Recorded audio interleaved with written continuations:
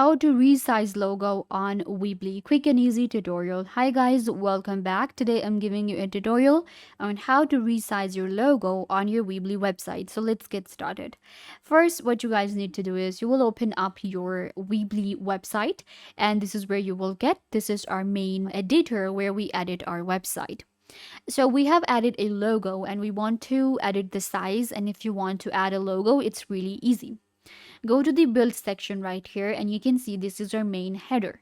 We cannot do a lot with our header on Weebly, but we can customize our logo. So you can see right here, first you have to turn on your logo. So I have switched to the logo section here, and this is kind of like a test logo that I added. Click on the edit option and it will open up the logo that you have. Here I can crop my logo, add filters, adjust the different color and sizes. So I'm going to click on crop and it will allow me to resize my logo. You can see right here.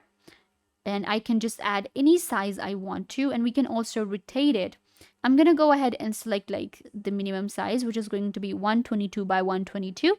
And we can also select the section of our logo that we want to add. So I'm going to select right here. We can also rotate it. We can select a, different sizes again, just like move your cursor around to crop it.